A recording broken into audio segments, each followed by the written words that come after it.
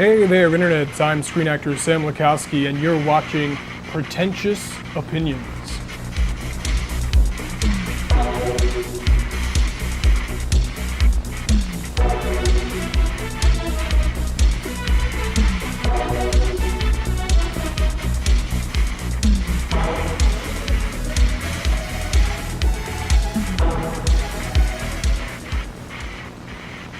Hello, Jess. Hi. Hey, look, before we go any further, let me do this little legal thing first. Let me get it out of the way. Okay. Hey, before we go any further, could you please confirm for the record that you are indeed over the age of 18, you are a legal citizen of these United States, and that most importantly, you are of sound body and mind, and can therefore give me your informed consent to record and post this entire conversation for free on the internet? Yes or no? Well, thank you very much, and welcome to the show. It's a shit show, but it's my show. Thank you very much for being here. Of course, happy to do it. So, Jess, let's start off. Let's start at the very beginning. A very good place to start. We don't have copyright. Can you start off by giving us like a little bit of an introduction of yourself? Yes, I would be happy to. So I'm Jess. Hi, Jess Liberatore, to be exact. I am an artist, multimedia artist. So I also like multimedia as well as a multitude of medias. I like to act. I like to film make. I like to draw. Watercolors, one of my favorites. And I like to sing and make music. I'm not she can sing. Don't let her undersell this. I'm working on it. I like the R&B. So that's that. I do a little bit of everything. I'm a consumer of the arts as well as a creator of the arts. And just so the viewers have a little bit more context of our history, we both studied and graduated from the Towson University acting track. But you, Miss Liberatore, you were insane. You were a double major, and so it was acting and what else? So I have a Bachelor's of Science degrees in both acting as well as film and digital media studies. So I wanted to do both. It was a little time consuming.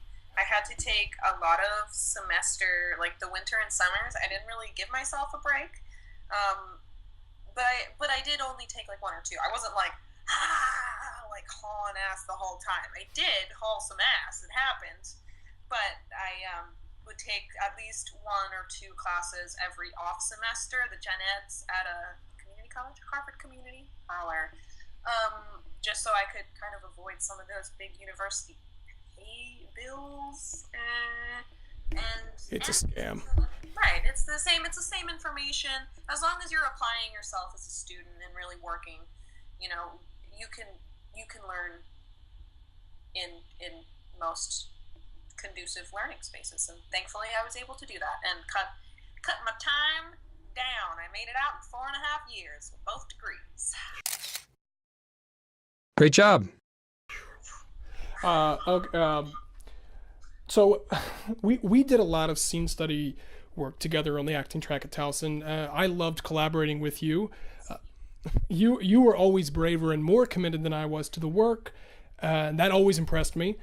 So quick shout out to you. And then was it really that weird when I came to you with the script for Dormant and I was like, hey, there's a self-inflicted abortion scene in this. Are you okay with that? Is this going to be too degrading or too humiliating or perverse? It certainly wasn't too degrading or perverse. I mean, maybe that says something about me, but whoopsie daisies. I think being in Towson's acting track and maybe this, I feel like this is the experience of a lot of modern acting schools or actors in acting schools. But our imagination is starting to expand. So like there's not too many things that are off limits.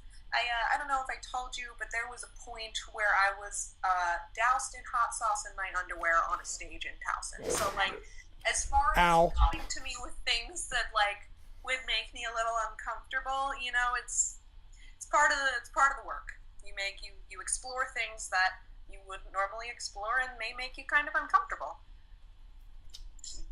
Let's see. Look, I want to talk about something. The reason why we made this video, I guess, is now that the Dormant has had several views on the internet. There's a lot of comments, a lot of people out there who think the Dormant is some kind of anti-abortion propaganda video. Now I asked Drew about this, and he said very simply, very quick, very simple, Dormant is not political. And as the writer of the script, I can safely state that no, Dormant was never meant to be an anti-abortion propaganda video, and I am indeed pro-choice. So what are you, Jess, are you pro-choice, and what are your thoughts on how it's being interpreted? Am I? Yes. Yes, certainly pro-choice. Yes, and also, just to add quick caveat, you don't ever come off as the kind of person who is would want me to do something degrading, so that also didn't make it perverse or uninviting. Just wanted to put that in there. Thank you. Yeah, of course. Thank you for not being that way. Good on you. You mean a decent human being? We're not going to applaud someone for being decent. That's bullshit. That's not a compliment. That's just something you should do. I just appreciate it. There you go. But yeah, as far as being pro-choice, I believe very firmly that any human being should be the most important say over what happens to their body. And of course, there are cases where people are not fit to care for themselves, and those are specific cases. But in the case of being pro-choice, there are so many different circumstances that the people that are currently making the calls would not consider, because they are narrow-minded and egotistical human beings. So things like transmasculine human beings who are probably already traumatized carrying a child, who are then further traumatized by being misgendered, being outed, and just being neglected and outcasted and hurt unjustly and unnecessarily by people in clinics who are not giving fair and accurate information, regardless of your gender identity. As it stands, for the reasons of being a person with a womb, being a person that struggles with an infertility disorder, having endometriosis, not being able to adjust my own hormones naturally, my body is not capable of doing that without medical intervention. I just don't see a scenario where any legislation or government official should be determining my body's needs, because they do not live in my body. They do not know what I need, and they do not have ownership over my future. So I very firmly never would have worked and never will work on any piece that would suggest that any person is not in control of their being. In fact, I would argue that Sarah taking control... Sarah's the character she portrays. Oh, man. Back in the day. So, Sarah in Dormant, I would argue that Sarah's choice to continually perform these wire hanger abortions. First of all, who wants ever to have an abortion? No one wants to go through that. It's physically traumatizing, mentally traumatizing. And for the sake of this film, it was a matter of saving humanity. It wasn't supposed to intimidate and scare people out of making choices for themselves like so many other people in power do now. That I just want to post just that.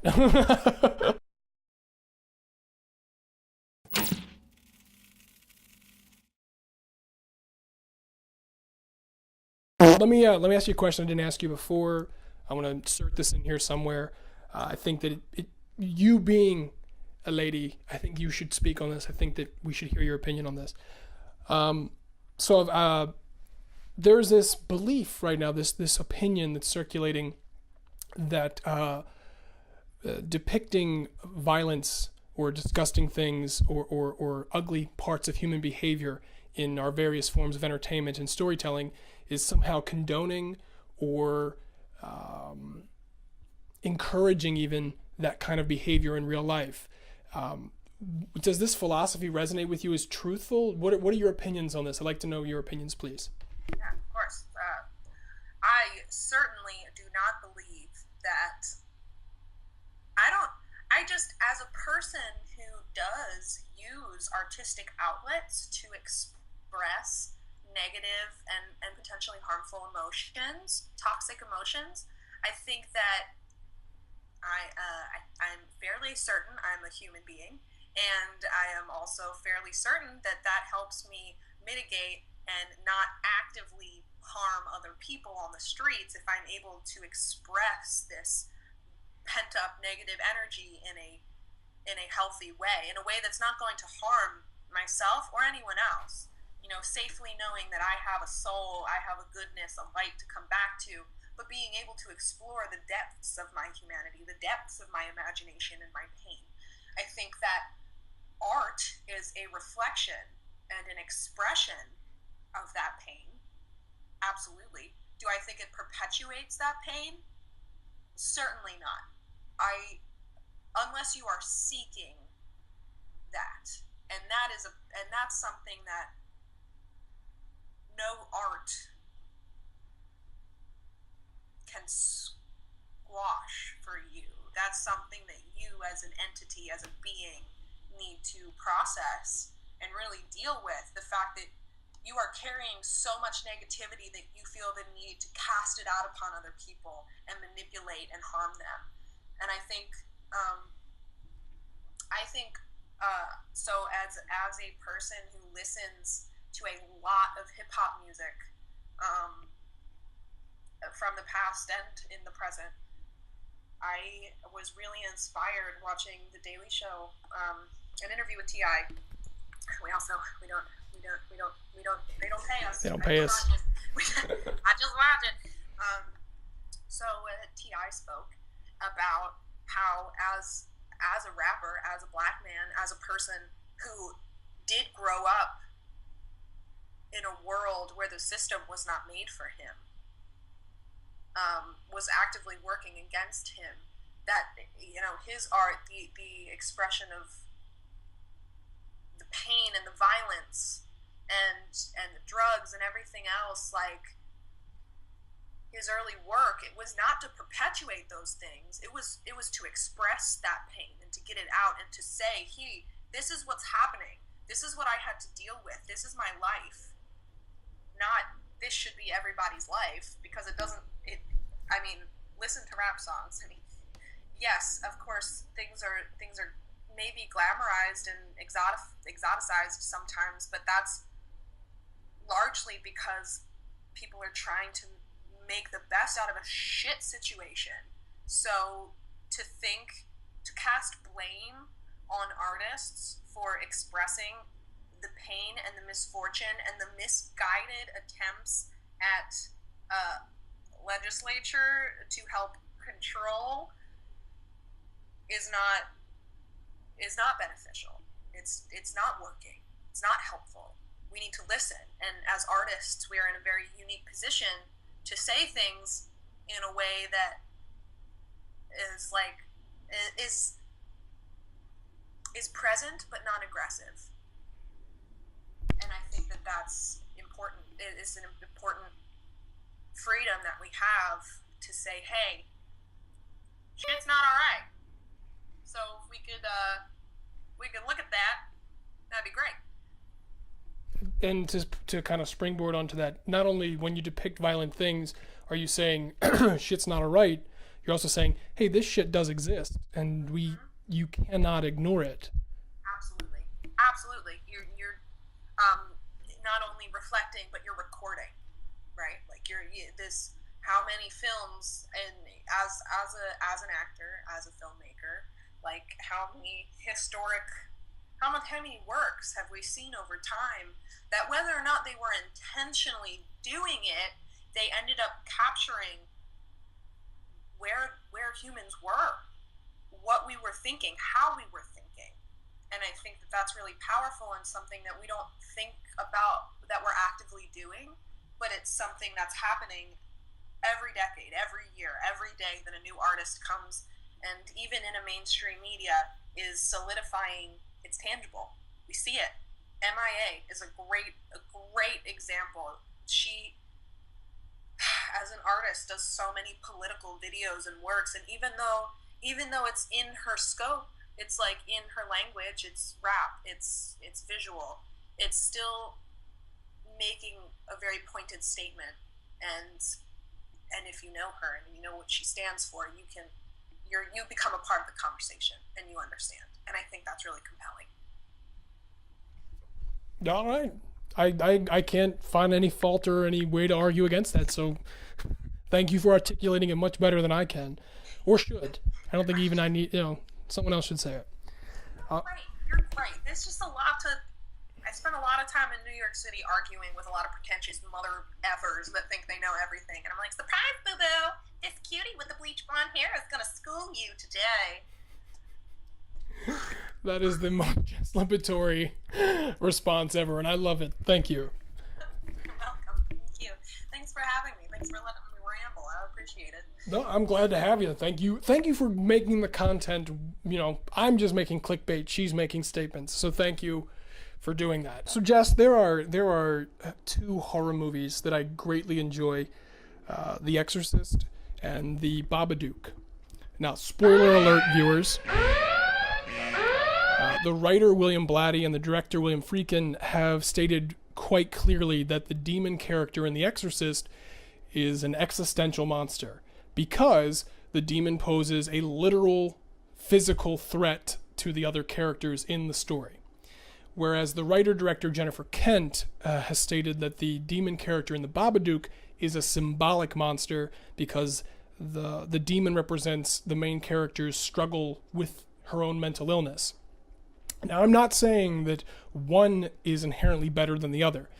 I'm just saying that sometimes a banana is just a banana, and as the writer of Dormant, our demonic banana is just a demonic banana.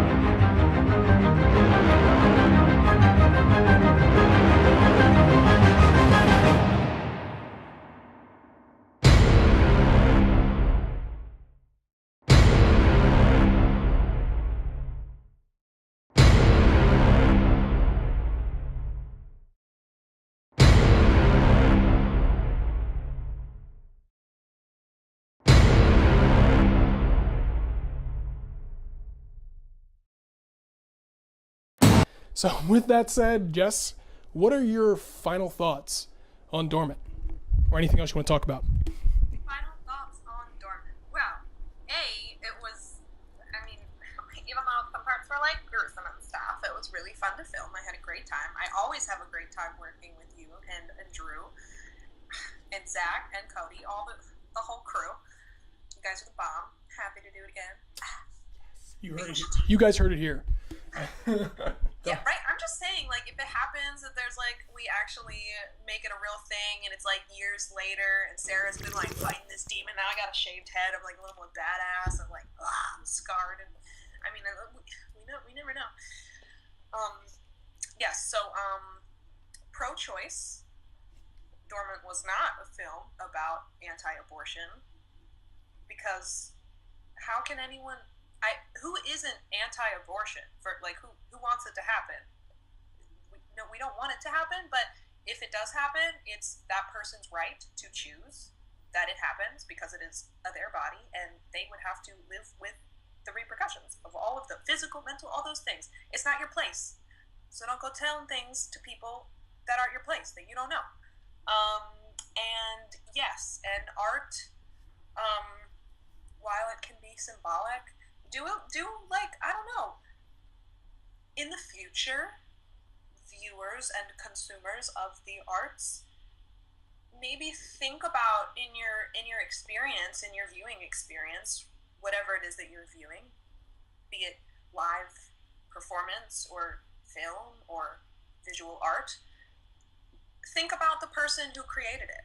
Think about what they like to say and what life is for them. And maybe you can almost learn more about yourself and like your experience because of what they've learned about their experience. So sometimes take a second to like sniff the roses, they're just roses, and then sometimes there's a whole garden of other stuff, and that's cool too. It's all right. So many choices, the buffet of life, and that's that. Again, I have nothing intelligent to add to that because Jess Liberatore, ladies and gentlemen. Yeah, Uh, life is not really the academia anymore. so let's switch gears really quickly. Jess, what are you doing in 2016? Where can we keep up with your acting career, art career, website, social media, anything? So, I realize I probably should have double checked my YouTube. I have been doing a lot of work on Instagram, kind of like doing visual art and photography has kind of been my niche right now, as well as makeup artistry. Not any of the fun special effects stuff yet, but stay tuned. So that would be Pookalukatuka, at Pookalukatuka. I cannot spell that for you. POOKALUKATUKA. That's my Instagram and my Snapchat. My Twitter is at Jess Tellum. I'm trying to get better about it. I'm trying to have more crafty things to say, so that will be a good place. My Facebook is Jess Liberatore, and I have a Redbubble as well as a website.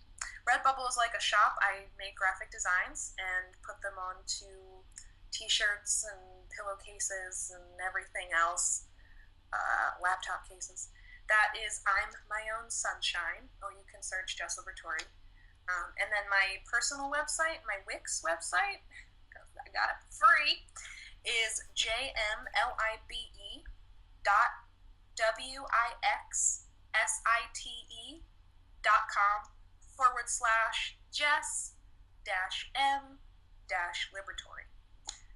And I think that's all of the social things that I have. Do you want to plug? You did some work on SpillTheT, which I thought was great. So can you do that a little bit? You're so sweet. Thank you. I did some editing work. If you search SpillTheT with Vicky Lee, it's Trans Models, which is a killer organization in New York City run by Peshadi, a fantastically talented fashion model and creator. She's films and edits. She's super multi-talented and amazing. But I worked with them as well as Vicky Lee. So Peshadi and Vicky Lee and I together created the first 2 episodes of SpillTheT with Vicky Lee. I edited them both. And then Vicky proceeded to edit the following episodes. But that was really fun. It's a great little peek at some of the trans models in New York City that work with Trans Models NYC. I'm kind of a cute get to know ya with Vicky. Awesome. All right. So, anything else before we sign off? Final anything? Not to my knowledge. Just love and light, people. Spread it. Do it. All right, Jess. Thank you very much. Thank you very much. Love forever.